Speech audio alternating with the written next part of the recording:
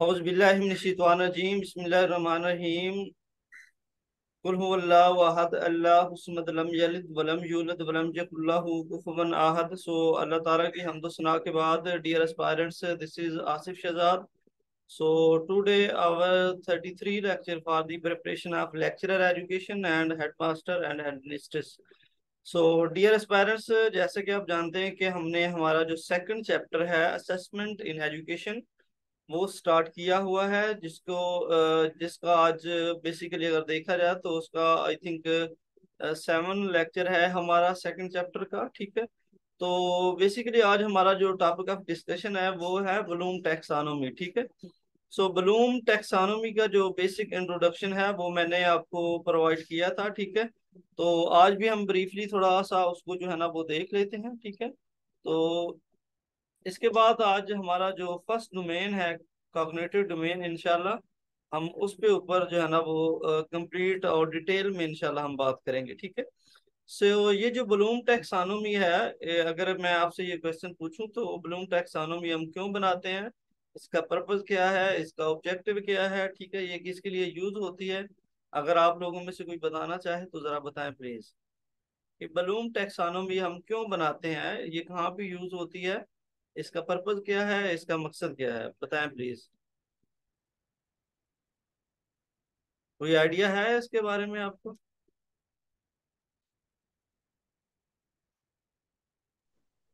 Sir no idea.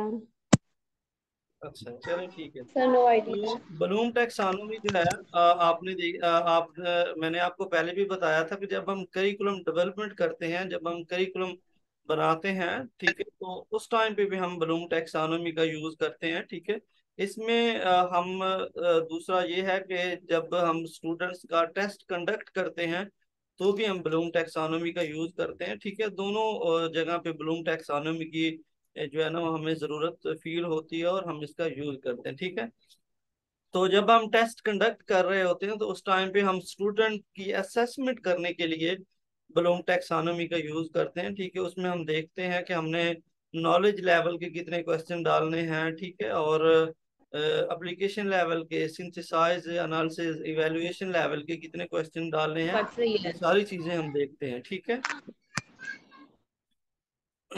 तो जब हम टेस्ट कंडक्ट कर रहे होते हैं, मैंने आपको जब हमने टेस्ट ब्लूप्रिंट या टेबल ऑफ स्पेसिफिकेशन पढ़ा था तो उसमें भी मैंने आपको बताया था कि ब्लूम टैक्सोनॉमी जो है आपको टेस्ट कंडक्ट करने के लिए, टेस्ट बिल्ड करने के लिए, टेस्ट बनाने के लिए एक गाइडलाइन प्रोवाइड करती है। ठीक है, इसमें आपने देखना होता है कि कितने, यानी कि क्वेश्चन जो है ना आपने कौन से पोर्शन से डालने हैं। ठीक है, ये हमें ब्लूम टैक्सोनॉमी और सोलो टैक्सोनॉमी बताती है। ठीक है, सो ये जो ब्लूम टैक्सोनॉमी है इसको बेंजामिन ब्लूम जो है उन्होंने प्रेजेंट किया था। ये एक अमेरिकन एजुकेशनिस्ट है। ठीक है, इन्होंने 1956 के अंदर जो है ना वो इसको प्रेजेंट किया था, और इन्होंने ये जो एजुकेशन है, ये जो लर्निंग आउटकम है, इसको असेसमेंट करने के लिए उन्होंने लर्निंग को कितने, यानी कि थ्री जो कैटेगरीज हैं उसमें उन्होंने डिवाइड किया था। ठीक है,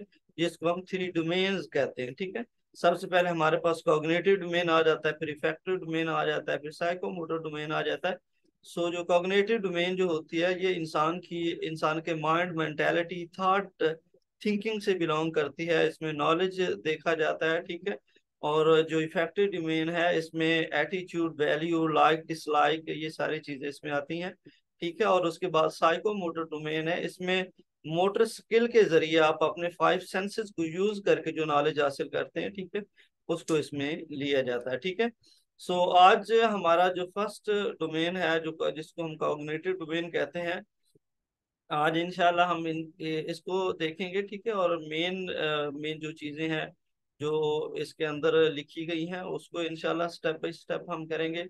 मैंने आपको इसकी एक जो है ना वो सीरीज बताई थी कि 657 जो, यानी कि फिगर है, अगर आप इसको याद कर लेते हैं तो हमारे पास जो कॉग्निटिव डोमेन है इसके अंदर जो है ना वो 6 लेवल आ जाते हैं। ठीक है, और इफेक्टिव डोमेन के अंदर 5 लेवल आ जाते हैं, और साइकोमोटर डोमेन के अंदर 7th लेवल आ जाते हैं। ठीक है, आपने हर एक लेवल को जो है ना वो याद करना है। और फिर आपको हर एक डोमेन के अंदर जितने लेवल हैं उनके नाम अच्छे से याद होने चाहिए। समटाइम आपसे एक नाम जो है ना वो पूछ लिया जाता है, और वो पूछता है कि ये कौन सी डोमेन से बिलोंग करता है, ये इफेक्टिव डोमेन से है, कॉग्निटिव कॉग्निटिव डोमेन से है, साइकोमोटर डोमेन से है। तो इस तरह से क्वेश्चन भी पूछा जाता है। ठीक है, तो आप ये जो तीनों डोमेन्स हैं इनको अच्छी तरह से करें। ठीक है, और फिर आपको इनके जो अंदर यानी कि बेसिक जो कंसेप्ट है उनके बारे में भी आपको पता होना चाहिए। ठीक है, तो आज ये हमारा बेसिक जो टॉपिक है वो है कॉग्निटिव डोमेन के ऊपर। ठीक है, कॉग्निशन का वर्ड जो है ना वो आपने सुना होगा। कॉग्निशन का मतलब होता है माइंड, मेंटालिटी, आपकी ये थिंकिंग, आपके थॉट, आपकी जो माइंड की वर्किंग है उसके अकॉर्डिंग ये सारा का सारा होता है। ठीक है, सो कॉग्निटिव डोमेन जो है ना वो बेंजामिन ब्लूम ने 1956 के अंदर इसको प्रेजेंट किया था। This domain is concerned with knowledge outcome and intellectual mental ability and skill. ठीक है, यानी कि इंसान के माइंड से इसका रिलेशन होता है, मेंटल एबिलिटी, इंटेलेक्चुअल एबिलिटी या स्किल से इसका रिलेशन होता है। ठीक है, तो इसके जो है ना हमारे पास 6 स्टेजेस हैं, जिसमें सबसे पहले नॉलेज आ जाता है, फिर कंप्रीहेंशन आ जाता है, फिर एप्लीकेशन आ जाता है, फिर उसके बाद सिंथेसाइज एनालिसिस आ जाता है, फिर सिंथेसाइज आ जाता है, फिर इवेल्युएशन आ जाता है। ठीक है, ये 6 हमारे पास स्टेजेस हैं। और इसमें जो हमारे पास फर्स्ट 3 स्टेजेस हैं उनको हम लोअर ऑर्डर थिंकिंग स्किल कहते हैं, LOTS। ठीक है, ये PPSC के एग्जाम में जो है ना वो पूछा जा चुका है कि what is LOTS and what is HOTS। ठीक है, LOTS जो होता है ना वो लोअर ऑर्डर थिंकिंग स्किल होता है। इसमें स्टूडेंट क्या करता है, जस्ट चीज़ों को रिकॉल करता है।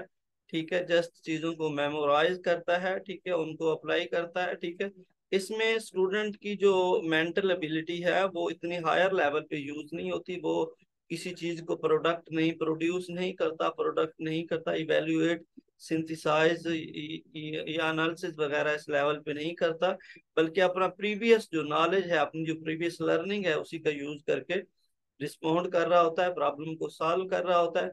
इसीलिए इसको जो है ना लोअर ऑर्डर थिंकिंग स्किल कहा जाता है, क्योंकि इस लेवल पे स्टूडेंट जो है उसको थिंक ओवर करने की जरूरत नहीं होती, वो जस्ट अपना प्रीवियस जो नॉलेज है उसको यूज कर रहा होता है। ठीक है, तो ये जो हमारे पास कॉग्निटिव डोमेन है इसमें जो सबसे लोएस्ट लेवल है जिसका नैरो स्कोप है, ये टर्म आपसे पूछी जा सकती है कि ये कॉग्निटिव डोमेन के अंदर सबसे लोएस्ट लेवल यानी कि कौन से स्टेज का है या फिर नैरो स्कोप किसका है, तो वो नॉलेज का हमारे पास सबसे नैरो स्कोप है, और इवेल्युएशन का सबसे ब्रॉडेस्ट स्कोप है, या फिर हाईएस्ट लेवल हम उसको कहते हैं। ठीक है, ये चीजें आपने माइंड में रखनी। ठीक है, सो सबसे पहले हमारे पास नॉलेज आ जाता है। नॉलेज में हम देखते हैं जनाब, सो नॉलेज जो है the ability to recall remember previous learn material. ठीक है, यानी कि इसमें स्टूडेंट में ये एबिलिटी होती है कि स्टूडेंट अपना जो प्रीवियस नॉलेज होता है, जो प्रीवियस लर्निंग उसने की होती है, उसको जस्ट वो क्या क्या करता है, उसको रिकॉल करता है, रूट मेमोराइजेशन करता है। ठीक है, कल को अगर आपसे क्वेश्चन पूछा जाता है कि व्हाट इज यानी कि जो कॉग्निटिव डोमेन नॉलेज का लेवल है उसमें नॉलेज से क्या मुराद है, इस लेवल पे बच्चा क्या करता है, रोड मेमोराइजेशन करता है, रिकॉलिंग करता है, रिमेम्बरिंग करता है, जो प्रीवियस लर्निंग, जो प्रीवियस नॉलेज उसके पास होता है उसी को वो क्या करता है यूज करके क्वेश्चन को आंसर करता है। ये हमारे पास नॉलेज है। ये आपका माइक है तो प्लीज अपना माइक जो है ना वो ऑफ रखा करें जब क्लास में है तो। अच्छा जी, हम नॉलेज के हवाले से बात कर रहे थे कि इस लेवल पे बच्चा जो है वो क्या करता है, जस्ट रिकॉलिंग करता है, अपना जो प्रीवियस नॉलेज होता है उसको रिटेन करता है, उसको वापस लेकर आता है, उसको रिमेम्बर करता है, रोट मेमोराइजेशन इस लेवल पे करता है। ठीक है, तो इसके लिए कुछ एक्टिव वर्ब हैं जो यूज हो सकते हैं पेपर में, तो उनको भी आपने याद रखना है। जिसमें डिस्क्राइब आ जाता है, यानी कि जस्ट स्टूडेंट क्या करता है, डिस्क्राइब करता है, रिलेट करता है, यानी कि जो करंट नॉलेज उसका होता है जो प्रीवियस नॉलेज के साथ उसको वो क्या करता है, रिलेट करता है, टेल करता है, बताता है, फाइंड करता है। ठीक है, ठीक है, और इसके बाद फॉर एग्जांपल डिफाइन इम्यूनिटी, ठीक है। इसमें इम्यूनिटी जो सिस्टम होता है बच्चा उसको डिफाइन करता है, यानी कि इसका सारा का सारा जो बैकग्राउंड है वो रोड मेमोराइजेशन पे है, प्रीवियस लर्निंग के ऊपर होता है। इसमें बच्चा क्या करता है, अपने जो प्रीवियस नॉलेज होता है, अपनी प्रीवियस जो लर्निंग होती है उसको रिकॉल करके, उसको यूज करके किसी भी टॉपिक के ऊपर डिस्कस करता है या किसी भी प्रॉब्लम को सॉल्व करता है। इसमें बच्चा जो है ना वो बच्चे को थिंक ओवर करने की जरूरत नहीं होती, ठीक है। इसमें बच्चा जो है ना वो जस्ट प्रीवियस नॉलेज ही यूज कर रहा होता है, ठीक है। तो सेकंड नंबर पे जी हमारे पास कंप्रीहेंशन आ जाता है। कंप्रीहेंशन का दूसरा नाम जो है हम इसको अंडरस्टैंडिंग भी कहते हैं, यानी इस लेवल पे बच्चा जो होता है, जो चीजें बच्चा अडॉप्ट करता है, जिन चीजों के बारे में बच्चा लर्न करता है, तो उसके मीनिंग के बारे में भी बच्चे को पता होता है, ठीक है। The ability to understand the meaning of material, यानी जो चीज बच्चे ने लर्न की है, ठीक है, उसको बच्चे को उसके मीनिंग का भी पता होता है। फॉर एग्जाम्पल अगर हम नॉलेज के बारे में बात करें तो जब एक बच्चा हिफ्स कर रहा होता है तो बच्चे को उसकी जो अरेबिक की ग्रामर होती है या फिर उसके जो वर्ड मीनिंग होते हैं, ठीक है, उसके बारे में अंडरस्टैंडिंग नहीं होती। बच्चा just road memorisation, recalling, remembering कर रहा होता है, ठीक है। लेकिन यहाँ पे जो कंप्रीहेंशन होता है इस लेवल पे बच्चे को वो जो वर्ड होते हैं उनकी मीनिंग, उनकी ग्रामर के बारे में भी बच्चे को पता होता है, ठीक है। सो इसमें कंप्रीहेंशन में ये है कि the ability to understand the meaning of the word, यानी जो चीज बच्चा लर्न कर रहा है बच्चे को उसके मीनिंग की अंडरस्टैंडिंग भी होती है, ठीक है। तो इसके लिए कुछ एक्टिव वर्ड है, हम उनके भी बारे में भी बात कर लेते हैं, ठीक है, जिसमें सबसे पहले डिस्कशन आ जाता है। यानी बच्चा तभी डिस्कशन किसी दूसरे से करेगा ना जब उसके कंसेप्ट खुद के क्लियर होंगे, खुद उसको अंडरस्टैंडिंग होगी किसी भी प्रॉब्लम के बारे में, तो ही वो अगले बंदे से क्वेश्चन कर सकता है, उसको रिस्पॉन्स कर सकता है, ठीक है। तो उसके बाद आउटलाइन आ जाती है, ठीक है। फिर बच्चा जो है ना वो आउटलाइन बना सकता है, प्रिडिक्ट कर सकता है, एक्सप्लेन कर सकता है। For example explain solar system, इस सोलर इक्लिप्स या सोलर सिस्टम, इस लेवल पे फिर बच्चा जो है ना वो क्या करता है, चीजों के बारे में प्रेडिक्शन कर सकता है, एक्सप्लेन कर सकता है, क्योंकि बच्चे को उसके मीनिंग के बारे में पता होता है, बच्चे के पास नॉलेज होता है। इसलिए फिर वो क्या करता है, उस नॉलेज का यूज करके जो है ना वो चीजों को एक्सप्लेन कर देता है, ठीक है। सो थर्ड नंबर पे हमारे पास ये एप्लीकेशन आ जाता है। एप्लीकेशन में फिर बच्चा क्या करता है, पहले लेवल पे बच्चा रिकॉलिंग करता है, जस्ट प्रीवियस नॉलेज यूज करता है, ठीक है। सेकंड नंबर पे बच्चे को जो मीनिंग होते है, जो नॉलेज के जो मीनिंग होते हैं उनका भी पता होता है। बच्चे का अंडरस्टैंडिंग लेवल जो है यहाँ पे बढ़ जाता है, बच्चा चीजों को एक्सप्लेन करने लगता है यहाँ पे, ठीक है। और जो थर्ड नंबर एप्लीकेशन है, इस लेवल पे बच्चा जो होता है वो अपने जो नॉलेज होता है उसको अप्लाई करता है किसी भी सिचुएशन में, किसी भी प्रॉब्लम को सॉल्व करने के लिए बच्चा क्या करता है, अपने नॉलेज का यूज करता है, अपने नॉलेज को इम्प्लीमेंट करता है यहाँ पे, ठीक है। So the ability to apply the previous learned knowledge in a new situation, ठीक है। यानी बच्चे ने जो है ना जो भी प्रीवियस लर्निंग की है, ठीक है, उसको यूज करके कोई भी मैथ का जो प्रॉब्लम है वो सॉल्व कर लेता है, या इंग्लिश का कोई सेंटेंस जो है ना उसका सोल्यूशन वो निकाल लेता है, ठीक है। तो इस लेवल पे बच्चा क्या करता है, अपनी जो प्रीवियस लर्निंग है उसका यूज करता है, प्रीवियस जो उसको नॉलेज होता है उसको वो इम्प्लीमेंट करता है, अप्लाई करता है, ठीक है।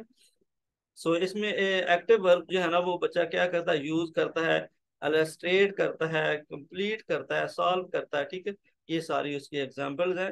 हाउ थर्मामीटर इज यूज, यानी बच्चा जो है ना वो देखता है कि कैसे थर्मामीटर जो है ना वो यूज किया जाता है टेम्परेचर को चेक करने के लिए, ठीक है। तो ये सारी चीजों को वो इम्प्लीमेंट करके एक लेवल पे देखता है, ठीक है। तो नेक्स्ट जनाब, ये जो हमारे पास थ्री लेवल हैं, ये हायर ऑर्डर थिंकिंग स्किल से जो है ना वो बिलोंग करते हैं, ये रिलेट करती हैं, क्योंकि इस लेवल पे बच्चा क्या कर रहा होता है, अपनी मेंटेलिटी को, अपने माइंड।